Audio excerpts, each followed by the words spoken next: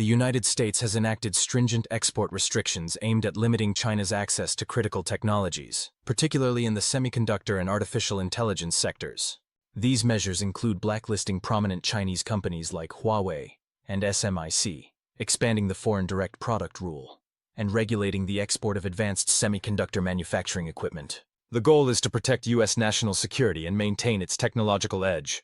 In response, Beijing has escalated tensions by imposing a ban on exporting essential resources needed for advanced technology and defense purposes. This move is seen as a direct reaction to the U.S.'s increasingly aggressive technology sanctions. Trade wars are not a new phenomenon and have long shaped international relations. To understand the context of the current trade dispute, it's important to reflect on the historical impact of previous trade conflicts. The Opium Wars, two mid-19th century clashes between China and Western powers, primarily Britain, were driven by trade disputes over opium. These wars significantly weakened China's sovereignty and influenced its relations with foreign nations. In the 18th century, European demand for Chinese goods such as silk, porcelain, and tea led to a trade imbalance, with silver flowing into China. To address this, the British East India Company began smuggling opium from India into China, causing widespread addiction and social issues. Alarmed by the damage to society and the outflow of silver, the Qing dynasty attempted to ban the opium trade in 1796 and 1800. However, British merchants continued their illegal trade. In 1839, Emperor Daoguang appointed Lin Zexu as a special commissioner to eliminate the opium trade. Lin destroyed large quantities of opium, prompting Britain to send a naval force to China. The British defeated the Qing forces, leading to the Treaty of Nanjing in 1842, which ceded Hong Kong to Britain, opened 5 ports to British trade, and imposed reparations on China. Tensions remained high, and in 1856, the Second Opium War broke out, with France siding with Britain. The resulting Treaty of Tientsin, 1858, and Convention of Beijing, 1860, legalized the opium trade, further opened Chinese ports to foreign commerce, and granted foreign embassies in Beijing. These conflicts marked the beginning of China's century of humiliation, a period characterized by significant territorial concessions and loss of autonomy, and the treaties are often referred to as unequal treaties, due to their one-sided nature favoring Western powers. Another key historical trade dispute was the Smoot-Hawley Tariff Act of 1930, a major U.S. law aimed at protecting American businesses and farmers during the Great Depression by imposing steep tariffs on over 20,000 imported goods. Supported by Senator Reed Smoot and Representative Willis Hawley, the tariff raised average tariff rates to nearly 60%, one of the highest in U.S. history. The move provoked swift retaliation from trading partners, leading to the imposition of tariffs by nearly 24 countries. This escalation caused global trade to drop by 65% from 1929 to 1934. For example, Canada, one of the U.S.'s largest trade partners, imposed tariffs on 16 products, affecting 30% of U.S. exports to Canada. This decline in international trade worsened the global depression, with U.S. imports plunging by 66% and exports falling by 61%. The Smoot-Hawley tariff is widely regarded as a failed policy that aggravated the depression, illustrating the negative effects of protectionist trade measures. A more recent trade conflict occurred in the 1960s between the U.S. and the European Union, particularly France and West Germany, known as the Chicken War. This dispute began when European countries imposed tariffs and price controls on American chicken imports to protect their domestic poultry industries from cheaper U.S. imports. In response, President Lyndon B. Johnson's administration enacted a 25% tariff on a variety of European goods, including light trucks, potato starch, dextrin, and brandy. This tariff, often called the chicken tax, severely impacted German automakers like Volkswagen, which had been exporting light trucks and vans to the U.S. The tariff led to a sharp drop in imports of these vehicles, giving U.S. automakers a competitive edge in the light truck market. Although tariffs on some items were eventually lifted, the 25% duty on light trucks remains in effect today. This long-standing policy has had lasting consequences, prompting foreign automakers to build factories in the U.S. to avoid the tax. Now, turning to the present U.S. approach, it's clear that the strategy has not achieved its desired outcomes. U.S. restrictions have forced China to focus on self-sufficiency, with substantial government funding in research and development enabling companies like SMIC to make significant progress in semiconductor manufacturing. Additionally, China's advancements in artificial intelligence, quantum computing, and telecommunications have surged, fueled by increased capital and official support. China has strengthened its relationships with non-US tech suppliers and countries that aren't closely aligned with US policies, such as Russia and certain European or Asian nations, through strategic alliances and initiatives like the Belt and Road. This has allowed China to diversify its supply chains and reduce its reliance on American technology. The loss of major tech firms, as US export restrictions extend beyond national borders, has strained relations with key allies and partners.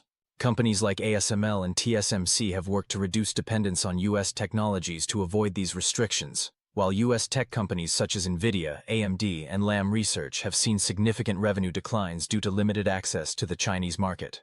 This policy has constrained American firms' economies of scale, potentially eroding their global competitiveness over time. Despite these export restrictions, Chinese companies have rolled out advanced offerings, demonstrating impressive high-tech capabilities, such as Huawei's latest AI chips and smartphones featuring cutting-edge architectures and production methods.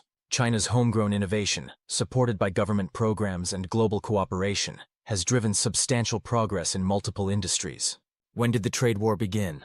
The tariff conflict between the United States and China began during President Trump's first term, marking a significant shift in their economic relations. The standoff revolved around tariffs on hundreds of billions of dollars in goods, disrupting trade channels and raising global market concerns. The trade war started in 2018 when the Trump administration imposed tariffs under Section 301 of the Trade Act of 1974, citing issues like intellectual property theft, forced technology transfers, and unfair trade practices by China. The U.S. also pointed to a substantial trade deficit with China, exceeding $375 billion in 2017, as evidence of these imbalances. The first round of tariffs, the initial set of tariffs introduced in July 2018, targeted $34 billion in Chinese exports, including machinery, electronics, and industrial goods. In response, China imposed tariffs on U.S. agricultural products like soybeans and pork. By late 2019, the U.S. had expanded tariffs to $550 billion on a wide range of Chinese imports, including consumer goods like electronics, textiles, and toys. Meanwhile, China retaliated with tariffs on $85 billion worth of U.S. exports. These moves increased costs for American companies reliant on imports, often passing the burden onto consumers through higher prices on everyday goods. China's response. China's counter-tariffs had a significant impact on U.S. agriculture, particularly soybean growers, whose exports to China fell sharply. Beijing sought new suppliers, such as Brazil, and the U.S. government provided over $28 billion in subsidies to farmers from 2018 to 2020 to mitigate the damage. Economic research indicated that American households and companies bore much of the tariff burden. For example, the Federal Reserve Bank of New York estimated that in 2019, the tariffs cost the average U.S. household $831 per year. At the same time, Chinese exports to the U.S. fell in key sectors like machinery and electronics, prompting Beijing to adopt strategies such as diversifying its export markets and boosting domestic demand. Phase 1 trade deal. After 2 years of rising tensions, the U.S. and China finalized the Phase 1 trade agreement in January 2020. Under the agreement, China committed to purchasing an additional $200 billion in American goods and services based on 2017 levels, with specific targets for manufactured products, agricultural goods, and energy commodities. China also pledged to address intellectual property issues and enforce technology transfer regulations. In exchange, the U.S. suspended planned tariff hikes and reduced some existing tariffs. However, the COVID-19 pandemic disrupted trade, and by late 2021, China had only met about 60% of its purchasing commitments. Additionally, the deal omitted key issues such as state support and industrial policies. Broader implications of the trade war. The trade war had far-reaching effects on global supply chains, prompting U.S. companies to seek alternative sources in countries like Vietnam, India, and Mexico. It also accelerated the economic decoupling between the two nations, with both countries striving for greater independence in critical sectors. China focused on achieving self-sufficiency in areas like semiconductors, while the U.S. aimed to increase domestic production of strategic goods. Although the trade war did not fully achieve its goals, such as drastically reducing the trade deficit, it marked a pivotal moment in U.S.-China relations, revealing deep strategic tensions that continue to shape their bilateral policies and global economic trends. As the newly elected president, Donald Trump has promised to take a more aggressive stance on China, announcing stricter regulations targeting Chinese goods and critical technologies. In response, China has escalated the conflict by imposing a total ban on essential resource shipments to the U.S., including rare earth elements vital for manufacturing electronics, electric vehicles, and advanced weaponry. These materials, such as gallium, germanium, antimony, and hard compounds, are crucial for industries like semiconductors, satellite systems, and night vision equipment. Additionally, China has signaled its intention to enforce tighter restrictions on graphite exports. As the world's largest producer of rare earths, accounting for over 70% of global supply, China is leveraging its dominance in this market as a strategic countermeasure. This ban is expected to disrupt U.S. sectors, as industries relying on these materials scramble to secure alternative suppliers, with limited success. Prices for rare earth elements have surged, leading to supply chain bottlenecks and jeopardizing the competitiveness of U.S. companies. This situation highlights the risks of over-reliance on a single supplier and could prompt U.S. allies to reassess their positions.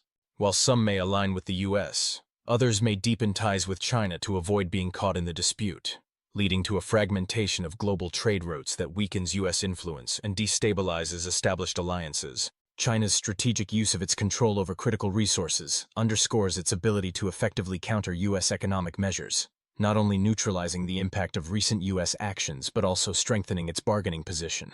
This move reflects China's willingness to escalate economic tensions further, raising the stakes for future policy decisions. Trump's hardline approach risks isolating parts of the U.S. business community and partners who rely on stable trade with China.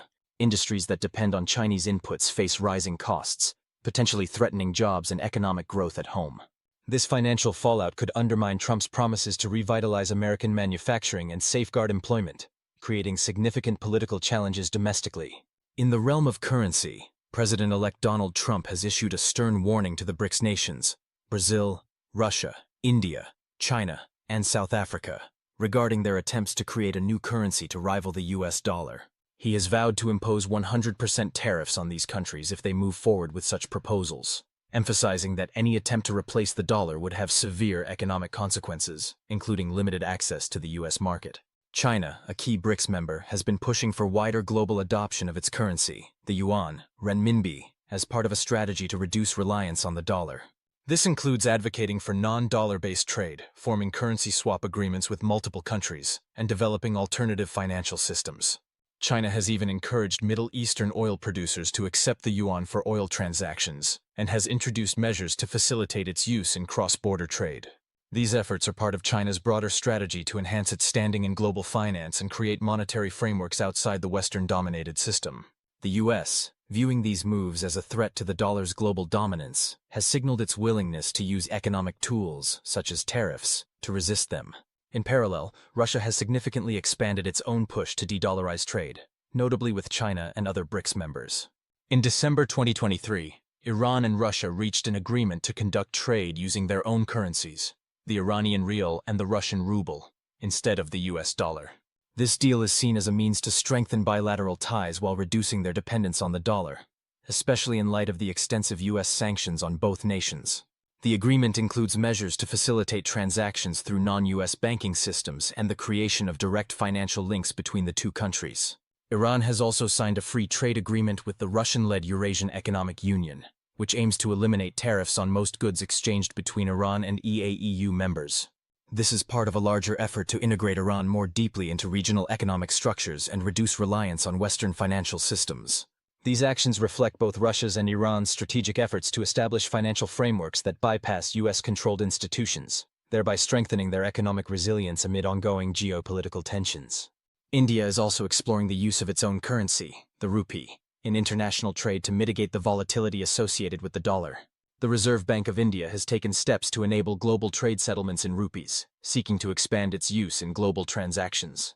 South Africa has shown strong support for BRICS's plans to reduce dependence on the US dollar, actively participating in discussions to develop alternative payment systems that lessen reliance on the dollar. In conclusion, the US's ongoing efforts to limit China's access to critical technologies are starting to backfire. China's retaliatory measures, including export bans on vital materials like rare earth elements, demonstrate its strategic leverage and ability to counter US policies effectively. This escalating trade conflict has far-reaching implications, disrupting global supply chains, increasing costs for businesses, and threatening economic stability. With Trump's upcoming inauguration and his pledge to intensify measures against China, the situation signals a potential escalation in the trade dispute, further straining US-China relations and destabilizing the global economy. If left unresolved, This deepening conflict could mark the beginning of a new era of economic decoupling, fracturing international alliances and impeding global economic progress. That's all for today's video. Be sure to subscribe to our channel and hit the notification bell to stay updated on our latest content. We've also recommended some videos on the screen that you might find interesting. Make sure to check them out. Thank you for watching, and we look forward to seeing you in our next video.